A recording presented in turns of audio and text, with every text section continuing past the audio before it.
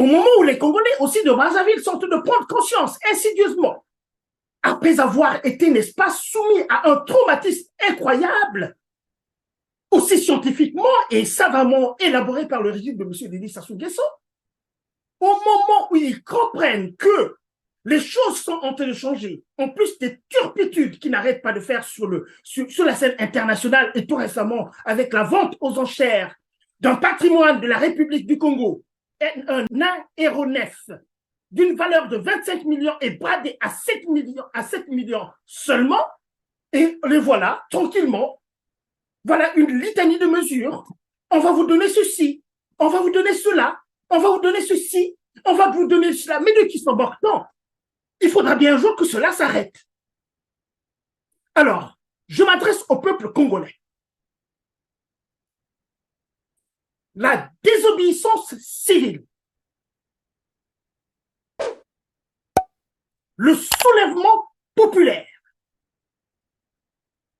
ne sont pas un acte de déviance vis-à-vis d'un régime politique. C'est un droit. C'est un droit, on l'a dit et on l'a redit, on va le redire. C'est un droit reconnu par les chartes internationales. Si on ne se lève pas au Congo-Brazzaville, c'est qu'on a accepté de mourir. C'est qu'on a accepté de se faire détruire par un régime irresponsable. Alors, bonjour ou bonsoir, chers compatriotes du Congo-Brazzaville. Je vais me permettre, là, rapidement, de faire cette réaction à chaud, à l'écoute de ce que je pense pouvoir être un compte-rendu du Conseil des ministres de la République du Congo, sous l'égide de son président, élu par son ministre de la Communication, M. Thierry Mungala. Je vous laisse écouter un peu un petit extrait de cela. Je pense que sur les médias sociaux, vous êtes au courant de cela. Dans le cadre du respect des engagements pris par les pouvoirs publics, une augmentation de 25% du prix du gazole interviendra courant ce mois d'octobre 2023. Pour tenir compte de la hausse attendue et en cours du prix du gazole, le Conseil des ministres a donc, sur rapport du ministre d'État Ayessa, entériné les mesures d'accompagnement et d'atténuation suivantes. Mesures immédiates et ou à court terme. En matière d'éducation, 1. Suppression de la contribution des parents d'élèves et prise en charge des bénévoles et agents communautaires de l'enseignement. 2. Octroi généralisé des manuels scolaires à tous les enfants du primaire. 3. Accélération du traitement des dossiers d'octroi des bourses des étudiants et mise en œuvre attendue de leur paiement régulier. Mise en place, dans les meilleurs délais, de sociétés publiques de transport urbain à Brazzaville et Pointe-Noire en partenariat avec des investisseurs et sociétés privées. La régulation des trajets et itinéraires des bus, notamment à Brazzaville, en vue de protéger le secteur des transports privés urbains. La suppression définitive de la taxe de roulage. Les pouvoirs publics s'engagent également à résoudre la problématique du tarif des péages sur les routes nationales numéro 1 et numéro 2 notamment, en négociant une baisse des tarifs avec la société concessionnaire. L'extension au transport fluvial des mesures prises, à savoir réduction de 50% de la redevance annuelle d'exploitation des bateaux et des droits d'accostage, la baisse de 20% des droits du trafic journalier, la baisse de 50% de la contribution à la patente et de la moitié des droits de séjour à quai. Il s'agit également, toujours en matière de transport, de faire respecter les procédures de délivrance du certificat médical et réexaminer les coûts de renouvellement du permis de conduire. je ne veux pas aller davantage sur cette vidéo que tout le monde doit avoir écouté sur les médias sociaux, qui sont le canal par lequel nous nous informons le plus rapidement et en temps réel. Je pense que là, c'est ce qu'on appelle un vrai foutage de gueule. Un foutage de gueule très, très, très décomplexé et doublé d'un mépris.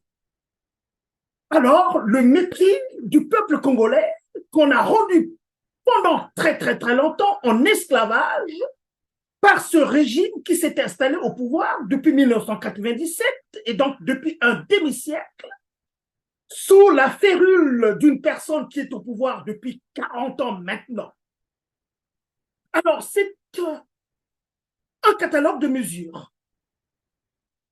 Un catalogue de mesures pour le peuple congolais qu'il a fallu attendre 25 ans depuis qu'ils ont pris la décision, comme ça, de détruire le Congo-Brazzaville en écrasant une démocratie à peine naissante, qui avait certainement ses faiblesses, mais dont le pays était quand même promu à un bel avenir. Maintenant, il nous présente une litanie de mesures.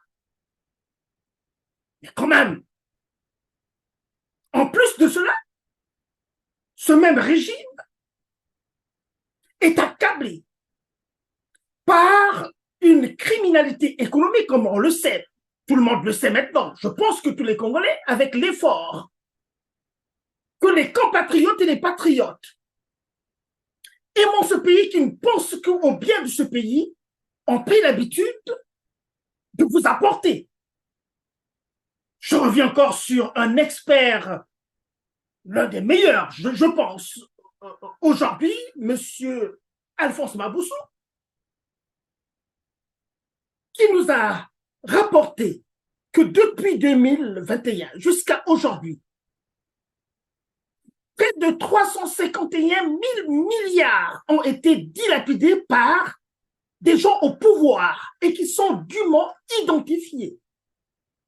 Donc la presse internationale, cette presse qui a des moyens extraordinaires d'aller débusquer toute cette criminalité économique, nous a rapporté combien est-ce que le régime de Brazzaville est un régime kleptocrate, resquilleur, voleur et filou, puisqu'on sait très bien les sommes. Où est-ce que ces sommes sont implantées? Et au moment où ça bouge en Afrique, où l'Afrique, la vraie Afrique, semble se réveiller pour régler ce problème, ce contentieux historique qui, depuis des siècles, a tenu l'Afrique captive, a tenu l'Afrique dans une situation de paupérisation techniquement arrangée et savamment arrangée. Au moment où les patriotes, les vrais Africains, essaient au prix de leur vie, parce que c'est des risques extraordinaires que nous prenons et que je suis en train de prendre aujourd'hui. Nous le savons que ce que nous disons, on peut perdre la vie pour ça. Mais il faut bien la perdre, cette vie-là aussi. On n'a pas la même conception de la mort.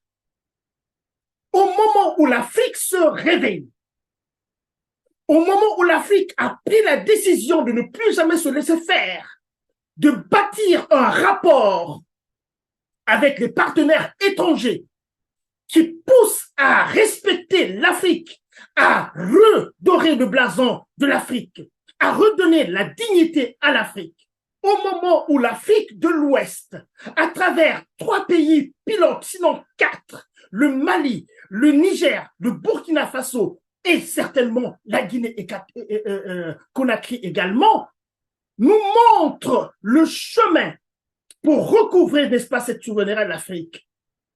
Au moment où on a vu au Gabon, déjà, en train de bouger également à côté du Congo-Brazzaville, et tranquillement comme ça, au moment où les Congolais aussi de Brazzaville sont en train de prendre conscience insidieusement, après avoir été, n'est-ce pas, soumis à un traumatisme incroyable, aussi scientifiquement et savamment élaboré par le régime de M. Denis Sassou Nguesso, au moment où ils comprennent que les choses sont en train de changer, en plus des turpitudes qu'ils n'arrêtent pas de faire sur la scène internationale et tout récemment avec la vente aux enchères d'un patrimoine de la République du Congo, un aéronef d'une valeur de 25 millions est bradé à 7 millions seulement, et les voilà, tranquillement, voilà une litanie de mesures. On va vous donner ceci, on va vous donner cela, on va vous donner ceci, on va vous donner cela. Mais de qui sont mortants? De qui sont mortants dans ce pays? Il faudra bien qu'un jour que ça s'arrête, non?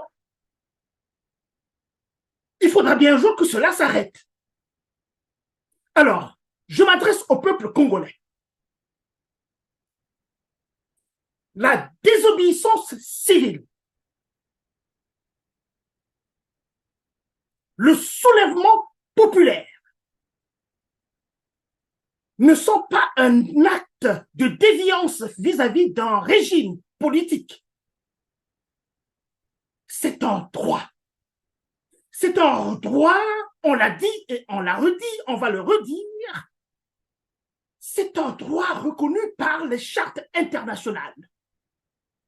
Quand un peuple, quand il y a un faisceau d'indices concordants et probants qui montrent qu'un peuple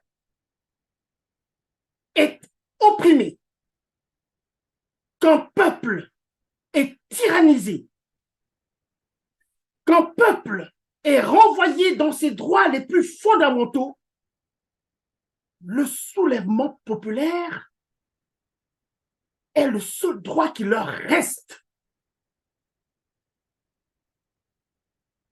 Le Congo, dans les 12 départements, que ce soit dans sa partie méridionale ou sa partie septentrionale, je pense que les gens ont compris, très bien compris, ce qui se joue maintenant. Et les Congolais, quand ils raisonnent de cette manière-là, ils ne pensent certainement pas à eux-mêmes. Ils ne sont pas aussi égoïstes comme l'est, n'est-ce pas, ce régime kleptocrate de Brazzaville. Ils pensent à leur progéniture. Ils pensent à l'avenir des générations futures. Retenez-le. Nous ne léguons pas ce monde aux générations futures. Nous l'empruntons à ces générations futures. Imaginez-vous un seul instant que toutes les turpitudes de ce régime, toute la dette contractée par ce régime, tout le vol des deniers publics qui vont planquer dans les banques étrangères. Maintenant, l'Europe et l'Occident devient un peu trop dangereux, là, pour eux. Et ils ont découvert quoi? C'est maintenant la Chine, là-bas.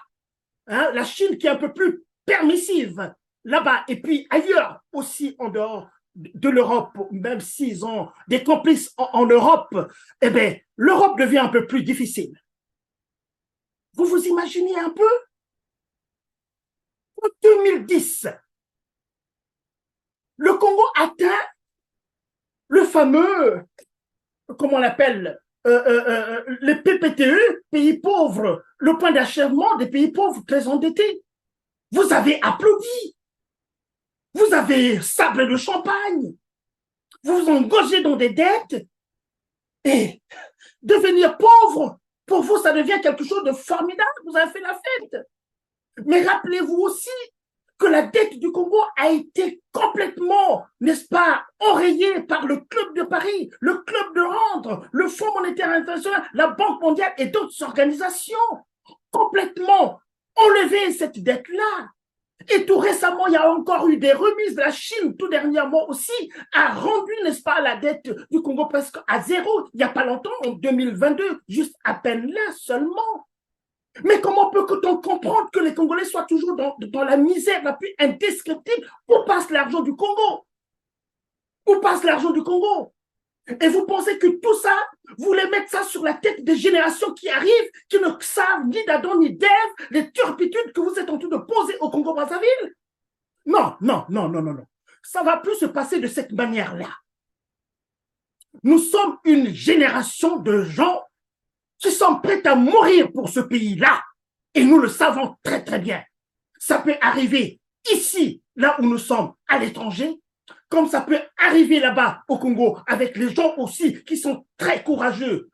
Ne vous laissez pas berner. Ne vous laissez plus dober par ce régime kleptocrate qui ne veut que le bien pour lui-même et non pour la population. Ce catalogue de mesures, c'est encore une insulte au peuple congolais et ça doit s'arrêter. Je ne t'ai pas proposé de faire cette vidéo, mais en voyant ce que j'ai vu là, et qui de plus, Monsieur Mongala Thierry, qui autrefois d'ailleurs, disons-le maintenant là, était avec nous. Nous avons combattu ce régime avec M. Mongala Thierry aussi, qui a depuis rejoint de l'autre côté. Mais avoir cela, ça nous révulse. Ça nous révulse. Je m'étais proposé de parler tout doucement, mais ça, je n'ai pas pu. Parce que c'est trop insultant. Le peuple congolais doit se prendre en charge. Le contexte international est propice à l'écoute des peuples opprimés. C'est le moment plus que jamais. Si on ne se lève pas au Congo-Brazzaville, c'est qu'on a accepté de mourir. C'est qu'on a accepté de se faire détruire par un régime irresponsable qui, à chaque pas, ne fait que nous montrer, n'est-ce pas, les raisins de cette irresponsabilité. Cela doit s'arrêter. Et si, d'aventure, nous allons perdre la vie parce que nous disons ici, parce que nous savons là où nous sommes ici, il y a les amis des régimes dictatoriaux en Afrique. Sachez que ce combat doit se continuer jusqu'au-delà de notre mort. Merci. Et courage, honneur et dignité au peuple congolais. Je fais cette adresse du Canada, de la belle province de Québec. Et j'habite à Québec. Merci et à très bientôt.